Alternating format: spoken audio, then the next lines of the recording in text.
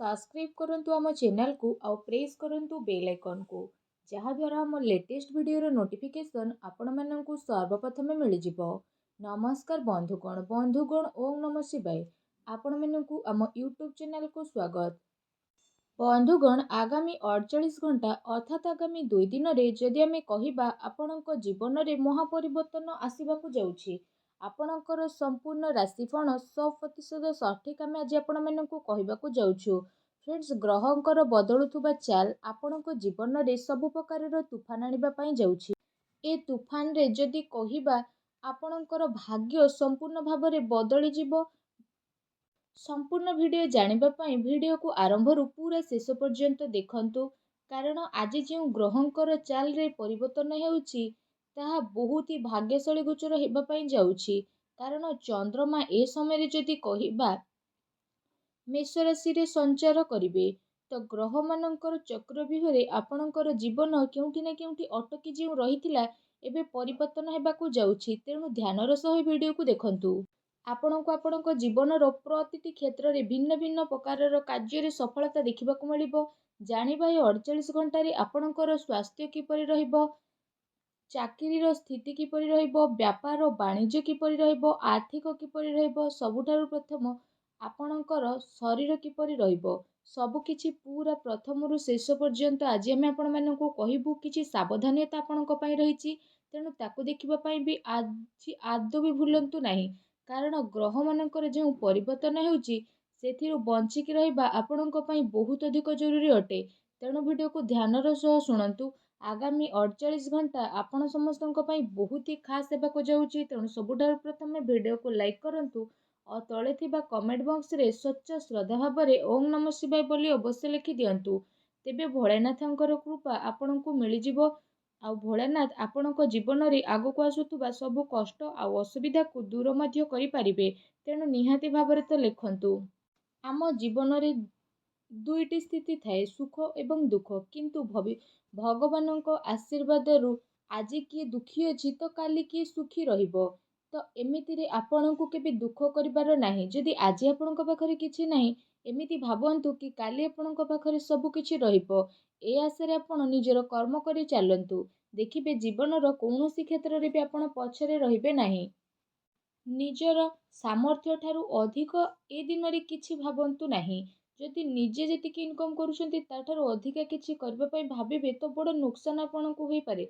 निजर ताकत उपरे भरोसा आउ संतोष रखंतु। यह आपणक स्वयं सुखर कारण बनि जिवो। जदि आमे कहिबा ए 2 दिनर संपूर्ण राशिफल विषय रे, तो किछि विशेष योजना ए दिन रे बनिबो और ताकू कार्यस्थित करबा पई भल सहयोग मिलिबो। ता सहित लोकंकर सहयोग आपणकर छवि को आहुरी अधिक दुनिया रे देखैबो। ता सहित आपणको जो खुशीर तलाशी थिला से सब आपणको प्राप्त हेबो। निजको साब्यस्त करबा पई बहुत भल स्थिति आपणकर बनुछि। तर्तरे करा जाइथिबा निर्णय भूल साब्यस्त होई पारे। सेथि पई साहस बनेकी रखिबार अति आवश्यकता रहिछि। वित्तीय कार्य रे हिसाब किताब करबा समय रे सावधान रुहंतु। बिजनेस रे मैन्युफैक्चरिंग काम रे अधिक ध्यान दियंतु। शीघ्र ही आपणकर सब इच्छा आकांक्षा पूर्ण हेबो। ता सहित आपण आपणकर प्रतिटी कार्य को सफलता पूर्वक करबा पई चेष्टा मध्य करंतु। एहा सहित जदि कहिबा पति पत्नी संबंध रे मधुरता आसीबो। बाहर लोकों को निज घर क्षेत्र में हस्तक्षेप करने को दिंतुनि। प्रेम संपर्क कारण मानहानि स्थिति मध्य बनुछि। ता सहित एमिति किछि लोकों सह साक्षात हेबो जे आगो को जाई आपणक पई बहुत ही लाभदायक साब्यस्त हेबे। व्यस्तता कारण आपणकर व्यक्तिगत कारण रे समय को बितेबे।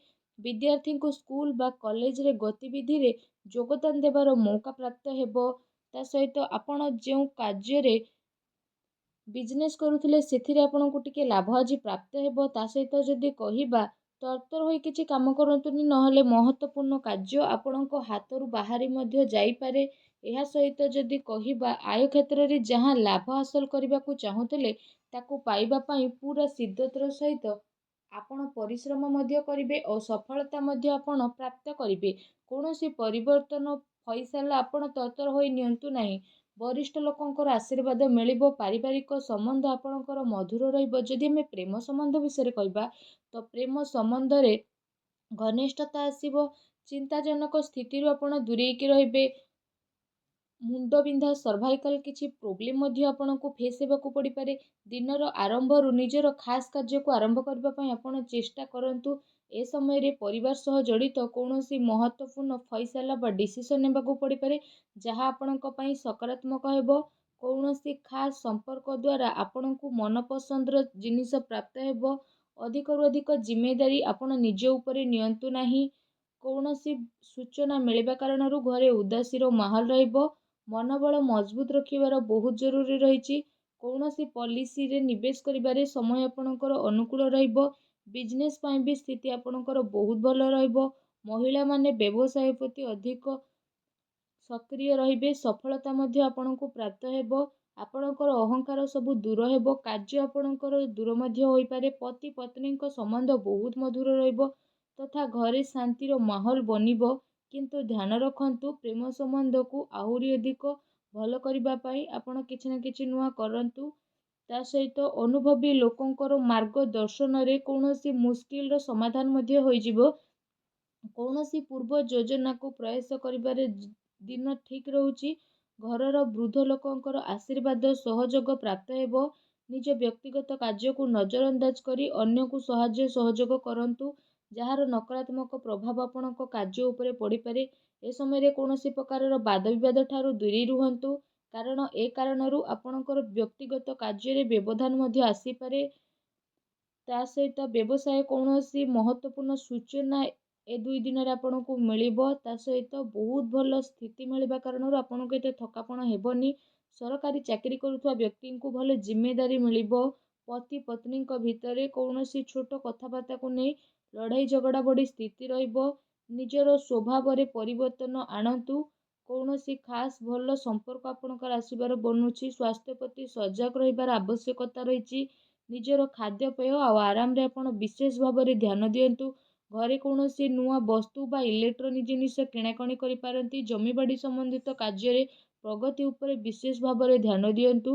ମହିଳାମାନେ ନିଜର ଯୋଗ୍ୟତା କାର୍ଯ୍ୟବର୍ଗ ଉପରେ କୌଣସି ମହତ୍ତ୍ୱପୂର୍ଣ୍ଣ କାର୍ଯ୍ୟ ହାସଲ କରିବେ।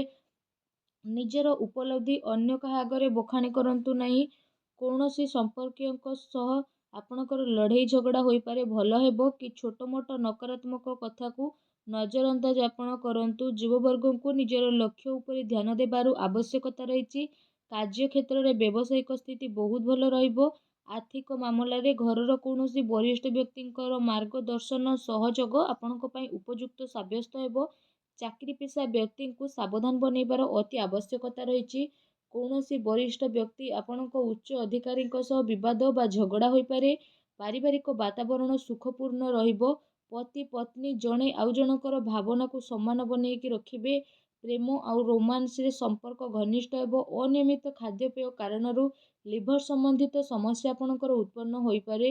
ଆପଣ ଘର ସମ୍ବନ୍ଧିତ ନିଜର ଜିମ୍ମେଦାରୀକୁ ବହୁତ ସମଝତାର ସହ ନିଭେଇବେ। ତା ସହିତ ମିଡ଼ିଆ ତଥା ବା ସମ୍ପର୍କ ସୂତ୍ର ଦ୍ୱାରା ଏମିତି କିଛି ଜାନକାରୀ ଆପଣଙ୍କୁ ପ୍ରାପ୍ତ ହେବ, ଯେଉଁ କାରଣ ପାଇଁ ଆପଣଙ୍କର କାର୍ଯ୍ୟ ଆସାନ ହେବ।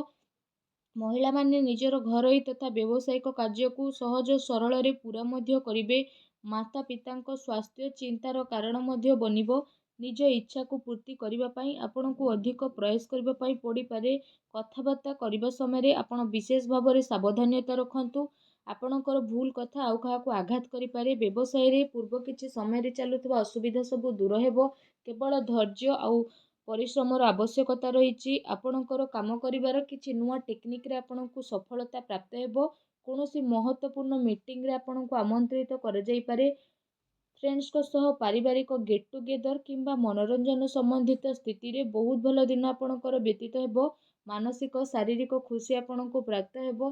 ସନ୍ତାନଙ୍କ କ୍ୟାରିୟର ସମ୍ବନ୍ଧିତ କୌଣସି ଶୁଭ ସମାଚାର ମଧ୍ୟ ମିଳିବା କାରଣରୁ ଘରେ ଉତ୍ସାହ ଭରା ବାତାବରଣ ମଧ୍ୟ ବନି ରହିବ। ନକାରାତ୍ମକ ପ୍ରବୃତ୍ତିର ଲୋକଙ୍କ ଠାରୁ ନିଶ୍ଚିତ ଭାବରେ ଦୂରତା ବନେଇକି ରଖନ୍ତୁ। ଅନ୍ୟଥା ସୋସାଇଟିରେ ଆପଣଙ୍କର ଛବି ନକାରାତ୍ମକ ବନିପାରେ। ଭୁଲ କାର୍ଯ୍ୟ କରିବାକୁ ଦୂରେଇ ରୁହନ୍ତୁ। ସମୟ ଅନୁସାରେ ଜିନିଷ ବ୍ୟବସ୍ଥିତ ନିହାତି ଭାବରେ ହେବ।